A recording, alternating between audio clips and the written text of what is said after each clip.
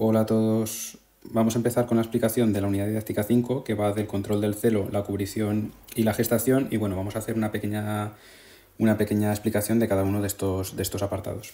En primer lugar, tenemos que saber que el comienzo de la reproducción, pues bueno, comienza en diferentes momentos en cada una de las especies. Nosotros vamos a ver en bovino, ovino y porcino.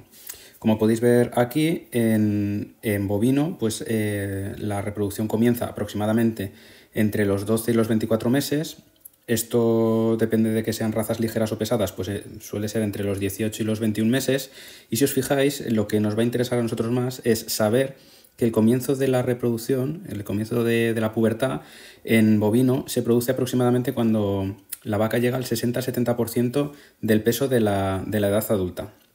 ¿Vale? En el caso del ovino suele producirse en torno al año, pero si veis nos funciona también la regla que viene arriba, que suele ser cuando la oveja llega al 65% del peso de la edad adulta.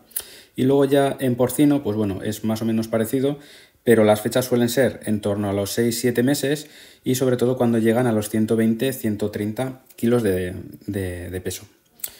Hay que tener en cuenta una cosa más, y es que en ovino, como la raza ovina es una raza que es estacional, también la salida en celo, el comienzo de la pubertad, va a depender también de la época del año en la que nos encontremos. Para conocer cómo funciona todo este ciclo, el ciclo folicular, la reproducción y demás, pues bueno, lo primero que tenemos que saber es cómo funcionan las hormonas, ¿vale? Las hormonas que intervienen en la reproducción, en este ciclo folicular. Nosotros lo que vamos a ver aquí es una cosa que se llama el eje hipotálamo-hipófisis gonadal, ¿vale? Hipotálamo e hipófisis son dos estructuras que están en el cerebro, ¿vale? Que se encargan de producir unas hormonas que van a ir directamente a las gónadas, que las gónadas serían el ovario en las hembras o el testículo en los machos, y que se van a encargar de producir o de desencadenar una serie de reacciones, de manifestaciones, como es el desarrollo de los folículos ováricos, la producción de progesterona, o en el testículo la producción de testosterona, o el desarrollo de los espermatozoides, que como sabéis, tanto el ovocito como el espermatozoide son la célula femenina y masculina que tienen que unirse en la fecundación y que va a dar lugar al embrión y al futuro nuevo individuo. ¿Qué hormonas nos encontramos en este eje? Pues bueno, en primer lugar tenemos, como podemos ver aquí, la GnRH, que es la hormona liberadora de gonadotropinas, que se produce en el hipotálamo y llega a la hipófisis y se encarga de desencadenar la liberación de dos hormonas más, que son la FSH y la LH. La FSH es la hormona, folículo estimulante, y que se va a encargar del desarrollo, de que se vaya produciendo el desarrollo de los folículos ováricos, y con el desarrollo de estos folículos ováricos el desarrollo del propio ovocito, que va madurando dentro de estos folículos ováricos. La LH, esto es la FSH, la LH, que es la hormona luteinizante, por su parte, es la que se va a encargar de, cuando el folículo llega a un tamaño determinado, que se produzca la ovulación, ¿vale? Se produzca la ovulación, que suele darse en torno al final, al último tercio del celo, como explicaremos más tarde. Además, esta LH es una hormona que se va a encargar de que el cuerpo lúteo produzca otra hormona que se llama progesterona, ¿vale? Que luego veremos la función. Tanto la FSH como la LH también tienen un efecto en el testículo, en el macho.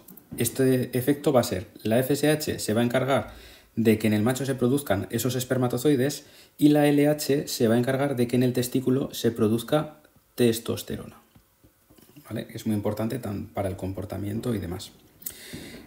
Otras hormonas que se van a producir durante el ciclo folicular, pues una de ellas son los estrógenos. Los estrógenos se producen en el ovario, dentro de los folículos ováricos, cuando alcanzan ya un determinado tamaño, y fijaos, se va a encargar, por un lado, de estimular en el hipotálamo la producción de GnRH. O sea, se va a encargar de estimular el propio eje hipotálamo-hipófisis gonadal. Además, los estrógenos, como veremos luego, tienen la función fisiológica de desarrollar todo lo que es el comportamiento o los signos de celo que nosotros vamos a ver en la hembra durante el estro. La siguiente de las hormonas que vamos a ver es la progesterona. La progesterona es una hormona que se produce aquí en el cuerpo lúteo y que, si os fijáis, se va a encargar de inhibir, ¿vale? De inhibir el propio eje. O sea que cuando se produce esta progesterona, todo este ciclo se para. ¿En qué momento se va a producir la progesterona y nos interesa que el ciclo se pare? Pues, por ejemplo, durante la gestación, porque ahí no nos interesa ni que haya celo, ni que se produzca ovulación, ni nada. La última de las hormonas que vamos a ver son las prostaglandinas, y estas hormonas tienen la función de romper el cuerpo lúteo, ¿vale? De romper el cuerpo lúteo, y al romper el cuerpo lúteo y dejar de que se produzca progesterona, pues lo que va a pasar ahí es que esta progesterona, que se encarga de mantener la gestación en la hembra, pues que deje de producirse y por lo tanto que se produzca el parto o se produzca el aborto, ¿vale?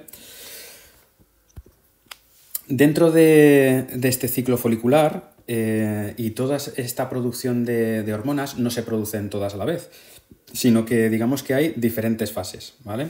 Estas fases son, primero, el proestro, que el pro quiere decir que se produce antes que el estro. En este proestro se van produciendo cambios en la fisiología de la hembra y se van empezando a desencadenar esos signos de celo.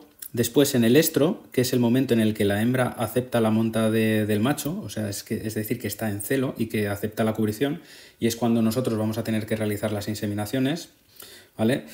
Es el momento clave en el que se va a producir también la ovulación y finalmente también la fecundación. Después del estro viene el metaestro, que es un momento en el cual se va... es un momento de quiescencia, de tranquilidad sexual, y en este momento lo que va a pasar es que se van a producir esos cuerpos lúteos y se va a empezar a producir esa hormona que decíamos que se llama progesterona, que veremos ahora más adelante. Y el diestro es una fase que se produce después del metaestro y que, depende de lo que pase, pues le seguirá el proestro o continuará la gestación. Es la fase más larga del ciclo y es en la cual los niveles de progesterona están en su nivel más alto, ¿vale? Que vamos a explicar en la siguiente diapositiva. Bueno, como vemos aquí, tenemos primero aquí vendría el proestro, como vemos aquí, después vendría el estro, tenemos aquí el metaestro y el diestro, que es la fase más larga. En colores podemos ver las principales hormonas del eje hipotálamo hipófisis gonadal. Vemos aquí la FSH y la LH. La FSH la tenemos en verde, la LH en rojo y en azul la progesterona. Entonces, ¿qué pasaría aquí? Bueno, pues durante el proestro se produce unos niveles cada vez más altos de hormona FSH, y esta hormona FSH va haciendo que se vayan desarrollando los folículos ováricos, y a su vez, a medida que se van desarrollando esos folículos ováricos, van a ir produciendo estrógenos, y aquí en este proestro ya empiezan a verse ciertos signos que luego se van a ver más evidentes en el celo, que nos van a indicar que una hembra está en celo, ¿vale? Esos signos los veremos luego por especie. En el estro vemos que los niveles de FSH son bastante altos, pero además se ve que los niveles de hormona LH son cada vez más altos, cada vez más altos, hasta que llega un momento que se produce un pico, y en ese pico es el momento en el que se produce la ovulación. En este momento que se produce la ovulación, después de ovular, puede que haya habido fecundación o no, y eso nos interesa aquí, en este punto de aquí. Por ahora no. Cuando acaba de producirse esta ovulación, pues en este momento se empiezan a producir los cuerpos lúteos, y como estos cuerpos lúteos producen progesterona, pues los niveles de progesterona empiezan a subir hasta que llegan a su nivel más alto. Cuando llegamos aquí al nivel más alto, vemos que las otras hormonas, la FSH y la LH, se mantienen en niveles bastante bajos, y en este momento la hembra todavía no sabe si se ha producido fecundación o no. Si en este momento de aquí se produce fecundación, estos niveles de progesterona se mantienen ya hasta el final de la gestación, hasta el parto, ¿vale? Si por lo que fuera no se produce fecundación, en este momento de aquí se producirían unos niveles altos de prostaglandinas, romperían los cuerpos lúteos, y entonces los niveles de progesterona, que han estado parando el ciclo durante todo este tiempo, bajarían hasta unos niveles muy bajos y entonces las gonadotropinas volverían a empezar el ciclo otra vez. Y así continuamente hasta que se produjera la fecundación. Y bien, ¿y todo esto para qué me sirve? Pues bueno, a mí el saber cuáles son las hormonas que participan y saber cuándo se producen estas hormonas, a mí me sirve para poder controlar este ciclo como yo quiera, cuando yo quiera, estimular el eje, estimular el celo, estimular el estro cuando yo quiera, parar el ciclo y sincronizar a los animales cuando yo quiera, como vamos a ver aquí, por ejemplo. Tenemos un producto que, por poner un ejemplo, pues tenemos Regumate o tenemos el Virbagest, que son un producto que tienen una sustancia activa que se llama Altrenogest y esta sustancia funciona como la progesterona. Por lo tanto, si yo utilizo este Regumate, este Altrenogest, lo que voy a conseguir es parar ese ciclo hasta el momento que yo quiera y luego cuando deje de darlo, pues van a empezar las gonadotropinas a producirse y a los, por ejemplo, 5 días más o menos, voy a tener a las hembras en celo, a todas las que haya dejado de darle en ese momento. Otro producto sería el Gestabet o el PG600, que tiene una sustancia activa que se llama PMSG junto con la HCG, que estas dos hormonas tienen la misma función que la LH y la FSH. Entonces, si la LH y la FSH son hormonas que estimulan el ciclo folicular, el desarrollo de los folículos ováricos, el proestro, el estro, que la cerda salga en celo y demás, o la especie que sea, pues a mí me sirven para estimular el ciclo cuando yo lo necesite, ¿vale? Y luego tenemos el Estrumate, por ejemplo, o el Planate, cuya sustancia activa es el cloprostenol y funciona como una prostaglandina. Es decir, que como las prostaglandinas, lo que hace es romper el cuerpo lúteo. ¿Para qué puedo querer yo romper el cuerpo lúteo? Pues, por ejemplo, me puede interesar en el momento que yo quiera inducir el parto, ¿vale? Como yo sé que en el momento que pinche a las 24-36 horas, como he roto ese cuerpo lúteo y se deja de producir progesterona, se va a inducir el parto, pues a mí me puede servir para inducir el parto en el momento que a mí más me pueda interesar, o incluso la hora. Bueno, continuamos ahora explicando cuáles son las características de los ciclos ováricos o ciclos foliculares, que se puede llamar de las dos maneras, ¿vale? En las diferentes especies. En bovino tenemos que saber que es un tipo de especie que se llama poliéstrica anual, quiere decir que si nosotros no fecundamos a este animal, cuando lo inseminamos, tendría celos o el ciclo se iría repitiendo continuamente durante todo el año. La duración del ciclo es de 21 días, que vamos a ver que esto, pues como no son matemáticas, pues puede ir de los 18 a los 24 días, y la ovulación se produce 12 horas después del final del estro, que suele tener una duración, y esto nos interesa para saber cuándo inseminar, de 24 a 48 horas. La vaca normalmente ovula 1 o 2 óvulos u ovocitos. Si es posible, pues nos interesa que sea solo uno, para no tener problema de frimartinismo. Y lo que es el comportamiento, los síntomas de celo, pues los vamos a ver ahora, más adelante.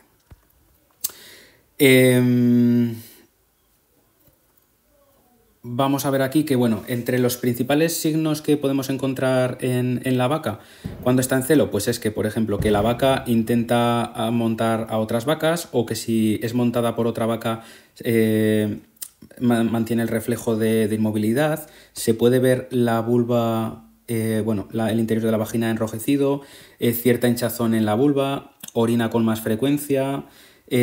Podemos ver que la vaca aquí, por ejemplo, podemos ver que está muy inquieta, que eso nos va a servir, por ejemplo, pues para detectar el celo. Y bueno, vamos a verlo luego más adelante en las técnicas para detección de celo, que bueno, se utilizan unos aparatos, unos podómetros, que nos pueden servir, pues eso, pues para saber si la vaca anda más de lo normal o no. La siguiente especie que vamos a ver, igual estáis oyendo cañonazos ahora mismo, pero es porque deben de ser fiestas en el pueblo, pues bueno, continuamos. En el caso del porcino vemos que se trata también de una especie que es poliéstrica anual, o sea, si no hubiera fecundación habría celos continuamente durante todo el año. Son también de 21 días, entre 18 y 24 días, y el celo suele tener una duración de entre 24 y 72, o incluso nos podemos ir a las 96 horas perfectamente. Aunque esto depende de varios factores. Normalmente depende de los días que hace que la cerda ha sido destetada, que esto bueno, ya lo comentaremos en clase. Normalmente la ovulación se suele producir en el último tercio del celo, ¿vale? Es decir, si dura 72 horas, pues la ovulación se suele producir sobre las 48 horas, más o menos. Además, tenemos que saber que la cerda libera gran cantidad de ovocitos, de óvulos, que pueden ir, pues tranquilamente, pueden ser 30, 40 ovocitos, pero perfectamente, porque de hecho ya sabemos que las hembras hiperprolíficas pues pueden tener 26 lechones, 20 lechones, pues perfectamente. En el caso del ovino es un caso un poco diferente porque se trata de una hembra, un tipo de especie que es poliéstrica, pero es estacional. ¿Vale? Entonces, esto de que sea estacional quiere decir que estos celos, estos ciclos, se van repitiendo continuamente, pero aproximadamente desde finales del mes de julio-agosto hasta aproximadamente el mes de febrero. Es lo que se llaman, son hembras estacionales de días cortos. Es decir, que cuando empiezan a bajar las horas de luz es cuando se estimula la reproducción en estos animales. Eso está hecho porque como tienen 5 meses de gestación, así consiguen que los corderos pues nazcan en la época de primavera. El ciclo tiene una duración de aproximadamente 16-18 días y el celo suele durar unas 24-48 horas. Depende de diferentes factores, pero bueno. Y la ovulación tiende a producirse hacia el final del celo. Como norma general, la oveja suele ovular de 1 a 3 óvulos ovocitos y bueno, pues a veces son alguno más, pero vamos, porque suelen tener, ya sabemos, suelen tener de 1 a... Suelen tener de 1 a 3 corderos. Lo ideal sería 2 corderos. Bueno, continuamos. Entre los signos típicos de celo en ovino, pues vamos a ver que la hembra muestra inquietud, falta de apetito, se produce hinchazón y enrojecimiento de la vulva, secreción de moco vulvar, elevación constante del rabo, pues suele buscar al macho cuando está en celo, incluso si el macho está detrás de otra hembra, pues suele meterse en medio y lo más importante de todo es que la hembra acepta la monta. No hemos comentado los signos en porcino porque los comentaremos después, más adelante. Entre los factores que pueden afectar la aparición del comienzo del celo, pues bueno, uno de ellos es la presencia del macho. El hecho de que de vez en cuando vayamos mostrando al macho delante de las hembras, pues hace que de alguna manera estimule esa salida de celo.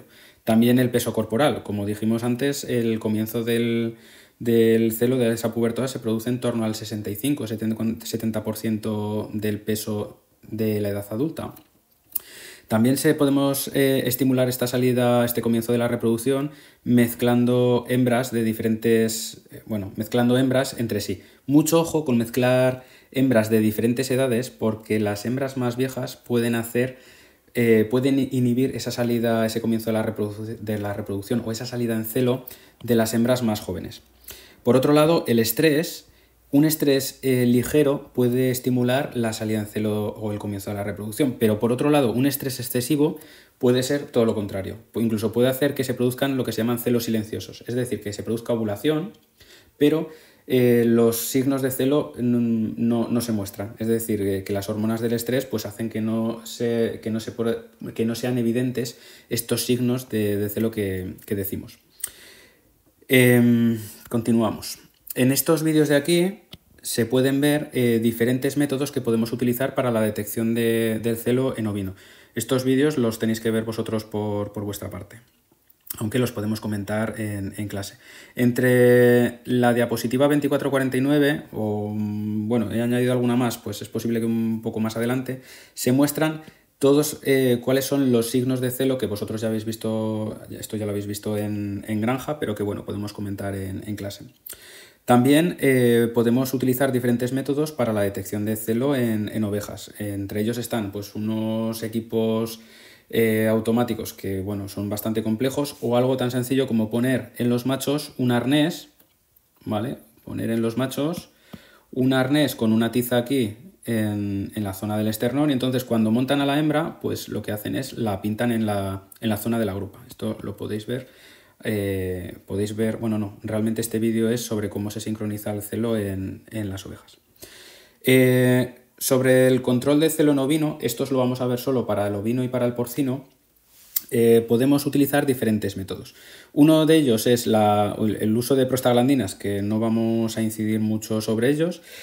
Y el otro es la utilización de implantes de melatonina, que lo que nos va a permitir esta melatonina es hacer que la hembra siga teniendo ciclos, es decir, que continúe su reproducción en la época no reproductiva. En este vídeo explica cómo funcionan los implantes de melatonina, tanto en la hembra como en el macho, porque en el macho también hay que utilizarlos. El efecto que tienen estos implantes, que suele ser aproximadamente de unos 42 días, más o menos, y el momento en el que más o menos se deberían de poner, pues que depende de la técnica, pero puede ser en torno a febrero, pues bueno, para alargar un poquito más y conseguir tener luego pues corderos en la época en la que son más caros, que es en Navidad. Y el otro método consiste en la utilización de esponjas vaginales con un progestágeno, es decir, un producto que funciona como la progesterona, que se da durante 12-14 días y en una esponja vaginal, y cuando se retira lo que se hace es pinchar una PMSG, que es una hormona que tiene una función similar a la FSH y a la LH, a las dos en conjunto, y que bueno, que podéis ver con más detalle en este vídeo que tenéis aquí. ¿Cómo sincronizamos el ciclo en porcino? Pues bueno, veis aquí, como en el producto que hemos visto antes, lo que os decía, podemos utilizar un regumate, un Virbagés, pues bueno, diferentes casas comerciales. Entonces, ¿qué es lo que tenemos que hacer? Lo primero, para darle el producto no se lo podemos dar a ninguna hembra que esté en celo, ¿vale? Para poder hacer la sincronización bien. Entonces, nosotros, este producto se le da vía oral, se le puede dar con el pienso o con una técnica con zumo de frutas, de manzana o de piña, se le va enseñando a los animales a que lo tomen directamente de la pistola que utiliza el operario. Y entonces lo que se hace es, se comienza el tratamiento y este tratamiento se va dando todos los días durante 18 días. A los 18 días se para, ya no se da más, y lo que va a hacer la hembra es que sale en celo, o sea, todas las hembras que se les ha dejado de dar el producto comienzan a salir en celo a los 5 días. Por lo tanto, es una manera de sincronizar para poder hacer inseminación de varias cerdas en el mismo tiempo muy interesante. Aunque todos siempre tenemos que tener bien claro que la mejor o una de las mejores herramientas de sincronización de celos es el destete, ¿vale? Y saber utilizar el destete nos va a servir muy bien. ¿Vale? Bueno, aquí podemos ver noticias y unos vídeos en los que se explica cómo entrenar a las hembras para que coman el producto directamente de la pistola que utiliza el operario. Como os decía, aquí tenéis, por si tenéis interés, para que veáis un vídeo de cómo se hace la sincronización y la regulación del ciclo en bovino, pero bueno, no vamos a insistir mucho en ello. Y bueno, y una vez ya hemos sincronizado el celo y sabemos, y tenemos a los animales en celo y demás, pues bueno, llega el momento de realizar la cubrición. Esta cubrición, pues ¿en qué consiste o cuál es el objetivo? Pues lo que dice aquí. El objetivo de la cubrición es fecundar a la hembra y que por lo tanto dé comienzo a la gestación, que se dé lugar al desarrollo del embrión y el feto y dé lugar a la futura prole. Por lo tanto, aquí vamos a utilizar diferentes técnicas y estas técnicas van a depender de la especie y del sistema de producción. Entonces, para poder realizar la cubrición, lo primero que necesitamos es que la hembra esté en celo. Esto nosotros podemos hacerlo de forma natural, esperar a que esté en celo y detectarla, o podemos sincronizarla para que esté en celo cuando nosotros queramos. ¿Métodos que podemos utilizar para realizar la fecundación de la hembra? Pues bueno, por un lado tenemos la cubrición natural. Vemos aquí, el macho participa directamente y fecunda, bueno, y cubre a la hembra. La inseminación artificial, que esto podemos hacerlo, no interviene el macho y nosotros a través de la utilización de unos catéteres, como podemos ver aquí, directamente deponemos el material genético, el esperma, diluido con un diluyente para que permita su conservación, en el aparato reproductor de la hembra, ¿vale? Aquí vemos un ejemplo en una vaca y aquí vemos un ejemplo en una cerda. Respecto...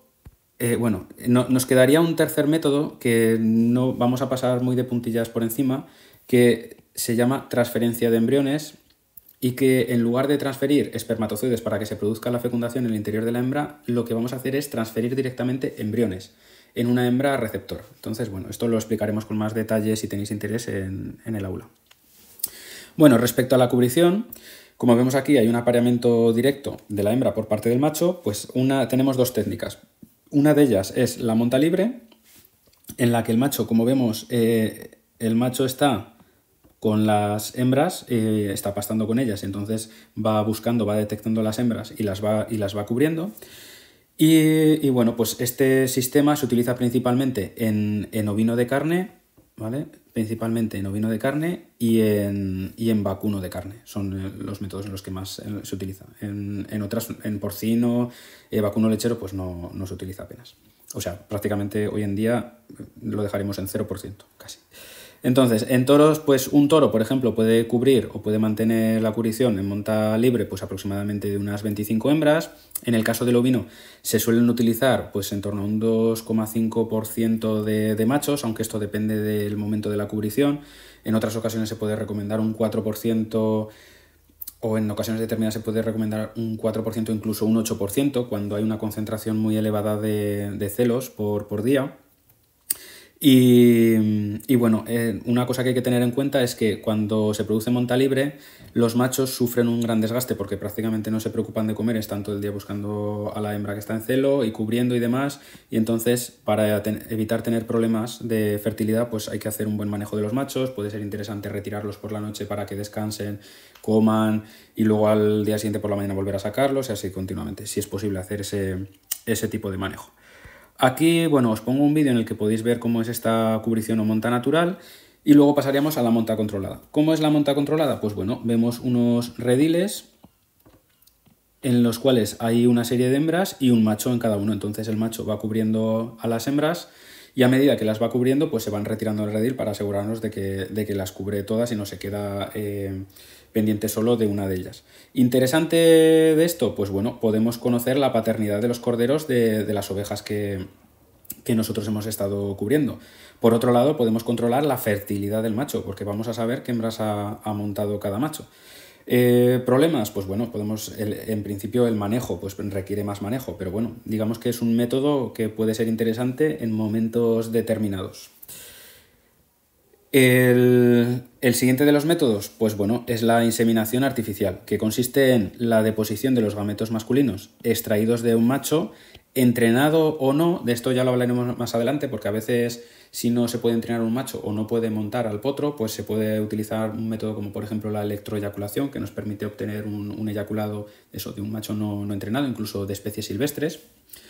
Y se hace la deposición de estos espermatozoides directamente en el aparato genital de la hembra. Para ello se utilizan diferentes tipos de materiales para inseminación artificial que suelen ser específicos de cada especie. Pues esto ya veremos los diferentes tipos de catéteres que hay, aunque ya los habéis visto en la granja. E incluso estos tipos de catéteres pueden ser específicos ya no solo por especie, sino también por edad o por raza. Se pueden utilizar unos u otros. Para la inseminación pues podemos utilizar semen conservado en refrigeración o semen congelado. Esto ya lo hablaremos más adelante también. Respecto a la inseminación, pues bueno, simplemente por comentarlo, tiene varias... Hoy en día las ventajas de la inseminación, por ejemplo en la especie porcina, son indiscutibles. Hace 20 años pues a lo mejor sí que podemos tener que convencer a alguien de que utilizara inseminación artificial, pero hoy en día no. A lo mejor podemos hablar o podemos discutir hoy en día de utilizar inseminación artificial en ovino o en vacuno de carne, pero bueno, digamos que las ventajas e inconvenientes, sin entrar en mucho detalle. Inconveniente, pues bueno, básicamente en alguna especie puede ser un poco los niveles de fertilidad y el coste que tiene, los materiales, pero bueno, tampoco mucho más. Respecto a ventajas, tenemos una serie de ventajas zootécnicas, sanitarias y de manejo que podéis ver aquí. No voy a insistir en ellas, le echéis un vistazo vosotros, ¿vale? Y de manejo que podemos ver aquí y bueno, y eso, pues le echéis un vistazo y si tenéis alguna duda lo comentamos en clase. Respecto al momento de la inseminación, pues bueno, hay que saber hacer una detección oportuna y correcta del celo, hay que hacer un buen manejo de la dosis seminal, Hay que depositar el semen en el sitio correcto del tracto reproductor. Esto es muy importante en ovino. A ver, es importante en todas las especies, pero es muy importante en porcino en inseminación postcervical, es muy importante en ovino, es muy importante en vacuno, en hacerla en el sitio adecuado. ¿Y cuándo tenemos que hacer la inseminación? Es decir, saber en qué momento hay que hacer esa inseminación. Pues siempre hay que tratar de hacerlo un poco antes de la ovulación. ¿Cuánto antes? Pues bueno, en cerdos se trataría de hacerlo de 12 a 24 horas antes. Si son dentro de las 12 horas antes de la ovulación, mucho mejor. En vacuno se trataría de hacerlo 12 horas antes de la ovulación y en ovino se trataría de hacerlo entre las 6 y las 12 horas antes de la ovulación. A partir de aquí, bueno, pues ya pasaríamos a lo que sería el adiestramiento de sementales, que esto ya lo veremos el próximo día. Bueno, pues nada, muchas gracias por ver el vídeo y cualquier duda la comentamos en clase. ¿Vale? Saludos.